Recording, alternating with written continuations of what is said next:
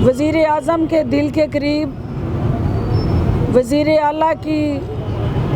Vision के मुताबिक आवाम की उमंगों की तर्जमानी करता हुआ ये मंसूबा, जहां दुखी इंसानियत के दर्द को महसूस करते हुए हुकूमत पंजाब ने वज़ीर आज़म पाकिस्तान की हदायत के मुताबिक यहाँ उन तमाम बेसहारों को पनाहगाह की शक्ल में जो सहारा फराहम किया, जहाँ दिन भर के थके हुए मज़दूर जो हैं, मेहनत कश दिहाड़ीदार, रेडी वाले, छाबड़ी वाले, जो यहाँ खुले आसमान के तले शदीद सर्दी में ठिठर कर सोया करते थे, वज़ीर आला उस्मान बुज़दार की काविशों से हमारे गैर हुकूमती पार्टनर्स, समाजी तंजीम और मुखय्यर हज़रात ने जिस आला कारकर्दगी का हामिल ये मंसूबा चला के अहले लाहौर के दिल जीते हैं और दुनिया और आखिरत में अपने परवरदिगार को राज़ी करने का इससे बेहतर कोई और अमली कदम हो नहीं सकता। आज मैं यहाँ उन तमाम मुखय्यर हज़रात का शुक्रिया अदा करने आई हूँ। मैं उन तमाम यहाँ काम करने वाले रज़ाकारों के लिए पैगाम लेके आई हूँ कि वज़ीर आज़म ने एक सोच दी, वज़ीर आला उस्मान बुज़दार ने उस सोच को अमली ताबीर दी और जो हमारे नॉन गवर्नमेंटल पार्टनर्स हैं उन्होंने इस मंसूबे को सस्टेन करने में हमारा हाथ बटाया। ये मंसूबा जहां हज़ारों ऐसे अफराद जो दिन भर की परेशानियां अपने कंधों पे उठाए, रिज़्क़ हलाल के मुतलाशी, भूखे अपना पेट भरने के लिए इस पनाहगाह का रुख करते हैं। यहाँ ना सिर्फ उनको बेहतर खाना दस्तयाब है, बल्कि आरामदेह रिहायशी सहूलत मुहय्यर हज़रात की मदद से हुकूमत पंजाब ने यकीनी बनाई है। आज इस पनाहगाह के अंदर आके सिर्फ वही अफराद इनकी खुशियों का, इनके चेहरों की मुस्कुराहटों का अंदाज़ा लगा सकते हैं जिन्हें अपने घर से बाहर, जिन्हें दरख्तों के साए के नीचे, पार्क के बेंचों के ऊपर, रेलवे स्टेशन के बाहर फुटपाथों पे चंद फुट जगह भी दस्तयाब नहीं थी जिस पे वो थका हारा मज़दूर जो है वो अपनी शाम के कुछ औकात, रात के कुछ पहर सुकून से सो के सुबह अपने फिर से रिज़्क़ हलाल को कमाने के लिए तवानाई हासिल करता। मैं मीडिया की आंख से आज सिर्फ ये दिखाने यहाँ आई हूँ कि सोच का जब फुकदान हो, जहाँ प्रायोरिटीज़ और तरजीहात दुरुस्त ना हो, तो वहाँ साबका दवार में क्या होता रहा। एक तरफ सोच है जो दुखी इंसानियत को बाजू में समेटते हुए सीने से लगा के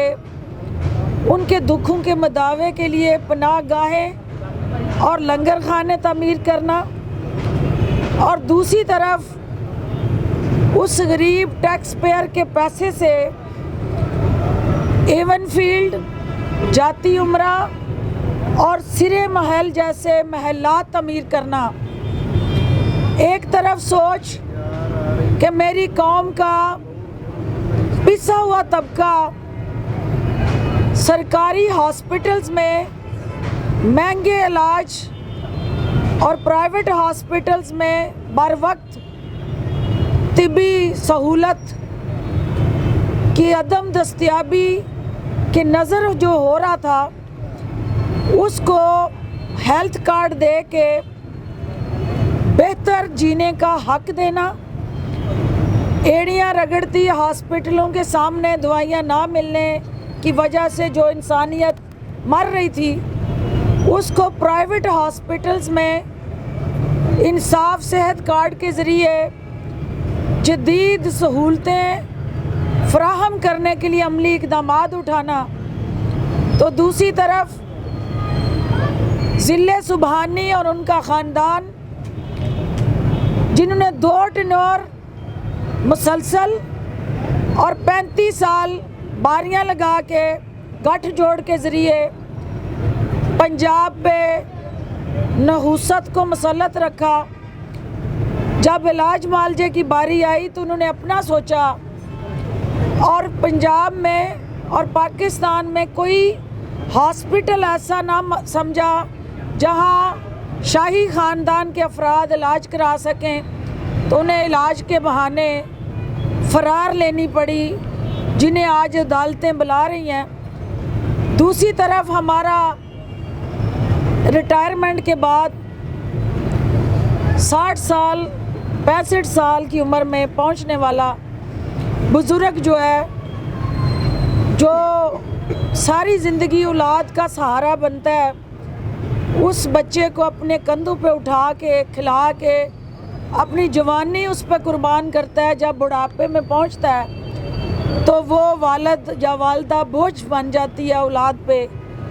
रियासत ने, हुकूमत पंजाब ने उस बूढ़े बुज़ुर्ग की ज़िम्मेदारी उठाने का फ़ैसला किया और वसीला रोज़गार के साथ साथ बाहिम्मत बुज़ुर्ग प्रोग्राम जो है, उसके तहत माहाना वजीफ़ा जो है उन बुज़ुर्ग अफराद को देने का जो वज़ीर आला उस्मान बुज़दार की हदायत पे कदम उठाया गया है, इस बात की अक्कासी करता है कि हुकूमत अपने पिसे हुए तबकात को तनहा नहीं छोड़ना चाहती। हम ये समझते हैं कि दाता दरबार के आपकी बगल में बैठे जितने भी अफराद जो ज़ायरीन की शक्ल में आए, जो दाता की नगरी में किसी भी मिशन, रोज़गार, तालीम की सहूलत या छोटा कारोबार, जिस भी नीयत से इस शहर में दाखिल हो, कोई भी इस शहर में भूखा ना सोए और उसके हम खाने पीने का भी बंदोबस्त करें, उसकी रहाइश को भी यकीनी बनाएं और उसके साथ साथ उसको तहफ़्फ़ुज़ भी दें। ये मंसूबा यकीनन उन तमाम जज्बात एहसासात की अक्कासी करता है जो आप सब के दिल में मौजूद है कि हम अपने दुखी बहन भाइयों को किस तरह सहारा दें, उनकी ताकत बने। मेरे भाई इजाज़ गौहर साहब और उनकी टीम जो यहाँ काम कर रही है, अभी मेरा ख्याल है ट्रैफिक कंजेशन की वजह से वो यहाँ नहीं अभी पहुँच सके हमारे साथ। वो इस मंसूबे में कैमरे की आंख से दिखाएंगे कि डेली यहाँ पनाहगाह के अंदर जो खाना दस्तयाब होता है और कितने अफराद डेली इससे मुस्तफ़ीद होते हैं, वो आप ख़ुद देखेंगे। मैं अभी कुछ देर पहले एक कनीज़े अव्वल जो हैं वो हुकूमत पे बरस रही थी, गरज रही थी, उनकी चीखें आओ बका और फरियाद जो है मीडिया में गूंज रही थी, तो मैं आपसे सिर्फ ये कहना चाहती हूँ कि इससे बड़ी बदकिस्मती क्या होगी कि चोर ऊंची आवाज़ में मचाए शोर, और बजाय इसके कि ब्रॉडशीट के उस इशू पे जो इनकी स्याहकारियाँ, काले करतूत जो हैं वो बैनुल-अक़वामी सतह पे बेनकाब हुए हैं, जिसका इस हुकूमत से कोई लेना देना नहीं है। वो इस हुकूमत ने ना ब्रॉडशीट के हवाले से वो तमाम जो तलह हकीकतें मीडिया के ज़रिए, सोशल मीडिया के ज़रिए ब्रॉडशीट ने उजागर की हैं, वो आई ओपनर है नून लीग के हवारियों, हशामदियों और दरबारियों के लिए कि वो बजाय इसके कि शर्मिंदा हों, तौबा करें और आवाम से माफ़ी मांगें कि आपने हमें रहबर समझा, रहबर बन के हमें चुनते रहे और हम आपके राहज़न बन के आपको लूटते रहे। वो चोरी भी कर रहे हैं और उसके साथ साथ सीना जोरी भी कर रहे हैं, और ये चोरी और सीना जोरी का डटाई के साथ मुजाहरा जो PMLN के तर्जमान कर रहे हैं, पूरी कौम के सामने ये तमाशा बने हुए हैं और आवाम की आंखों में मिर्चें डालने में मसरूफ़ अमल हैं। मैं इन नादान दरबारियों से ये कहना चाहती हूँ कि ज़िले सुबहानी हिजरत कर गए हैं और शाही ख़ानदान जो है वो बैरून मुल्क मज़े ले रहा है, और आप लोग जो हैं वो उनकी दिफा में जो बे वक्त की रागनी राग रहे हैं।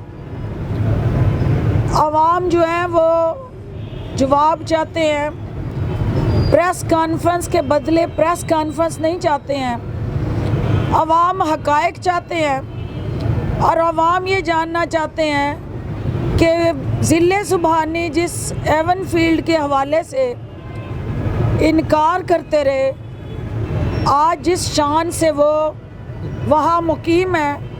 उसका कोई जवाब दें। जिस 3 दफ़ा के वज़ीर आज़म के बच्चे पाकिस्तान आने से कतराते हों और वो सिर्फ़ पाकिस्तान में सियासत करने के लिए इसको वासराए हिंद की तरह इस्तेमाल करते हों कि जब हम इलेक्शन आएगा वज़ीर आज़म के लिए गठजोड़ से, चोर दरवाज़े से, बैनुल-अक़वामी साजिशों के तहत हम फिर पाकिस्तान आएंगे ताकि हम इक़्तिदार में आएँ। अगर हम इक़्तिदार में नहीं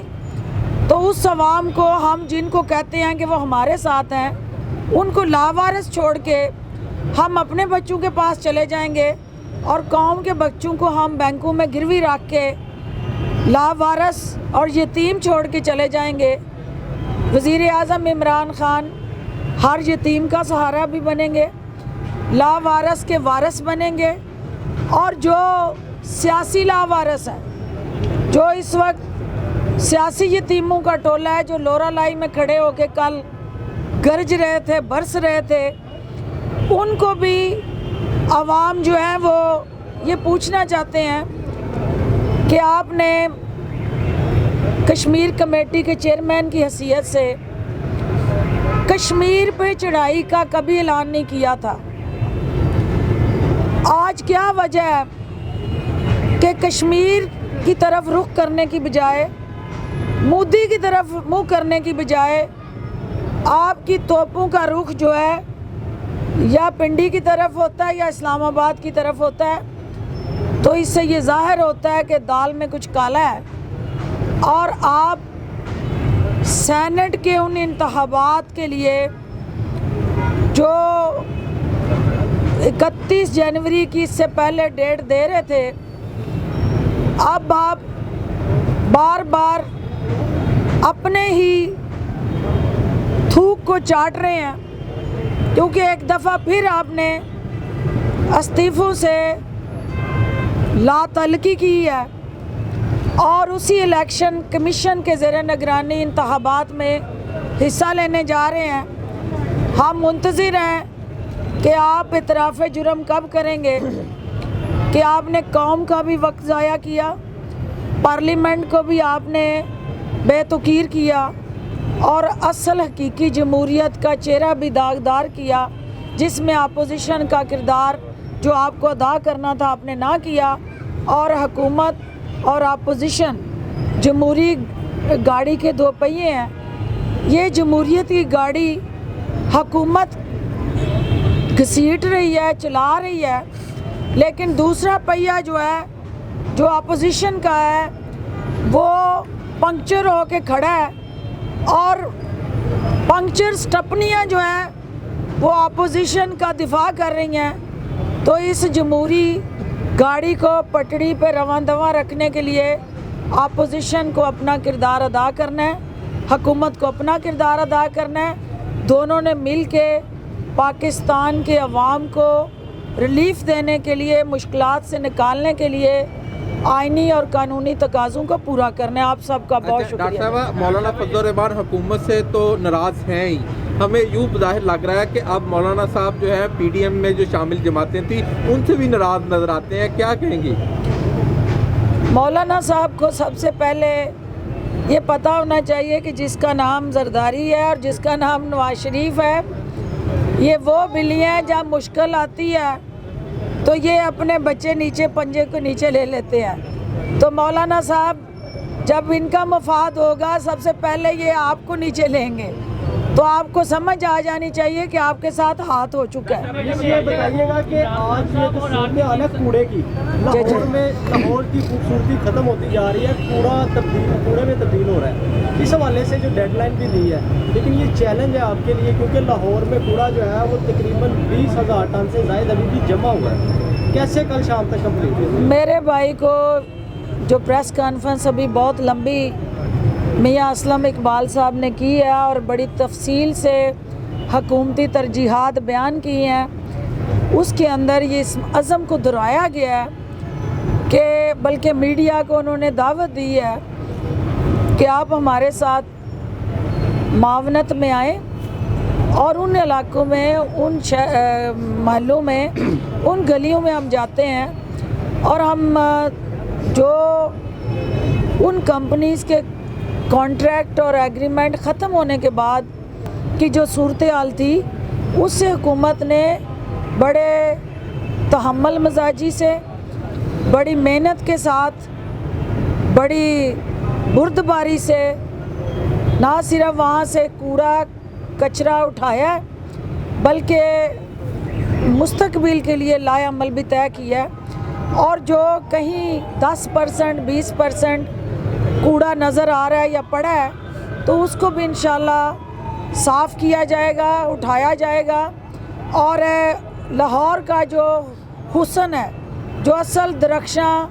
हसीन चेहरा है, उसको उजागर किया जाएगा। ये बताइए कि जब पनागाहों का प्रोजेक्ट स्टार्ट हुआ था तो लग यूँ रहा था कि जब भी जो लाहौर शहर में आएगा तो रात को उसे फुटपाथ पर सोता हुआ बंदा यहाँ कोई नहीं दिखाई देगा। शुरू में ये होता रहा कि पनागाह की गाड़ियाँ जाती थी, लोगों को उठाकर यहाँ पर मुसाफिर खानों में ले आती थी, लेकिन अब भी आप अगर लाहौर में कभी रात के टाइम निकलें तो आपको लोग फुटपाथ पर सोते हुए नज़र आते हैं। तो क्या उसका जो असर है इस प्रोजेक्ट का वो कम हो गया?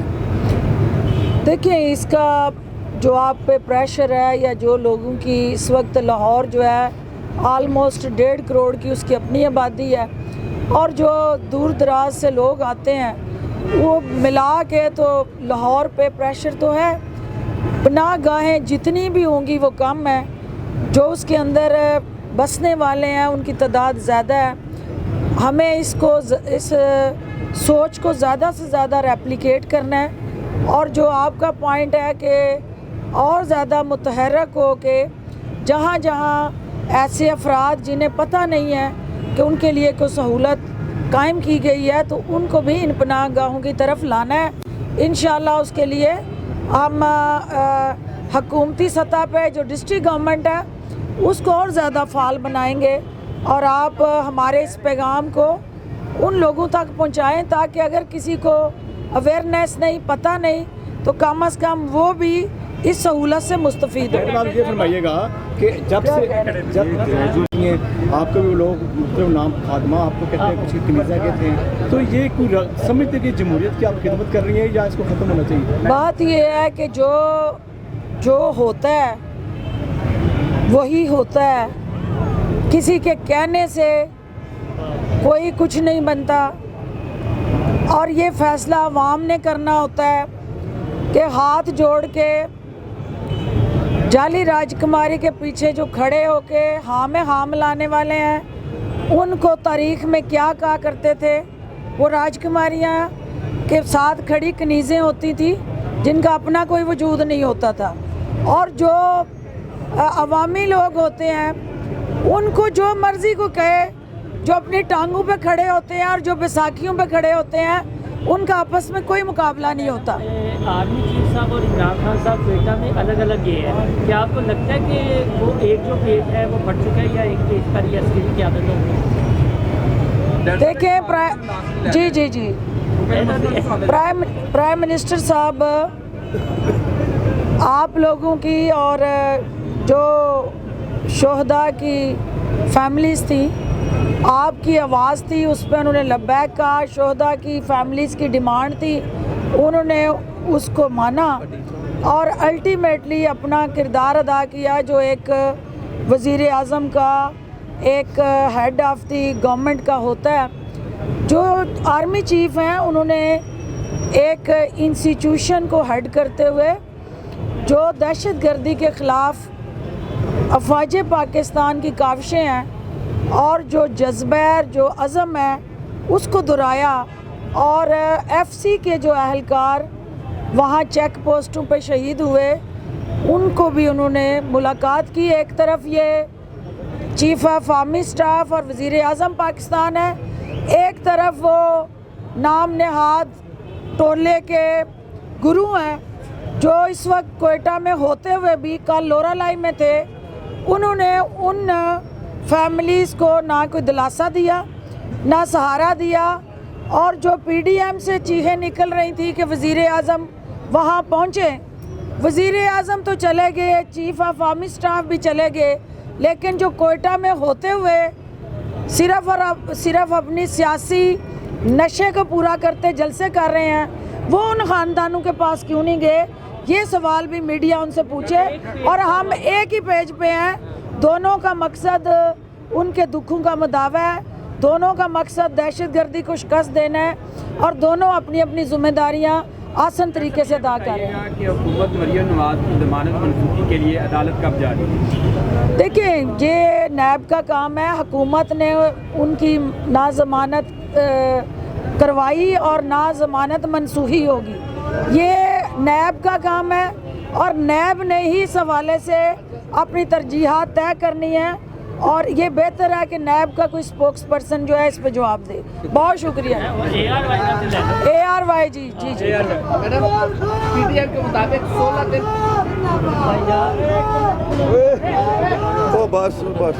पीडीएम के मुताबिक जी बोले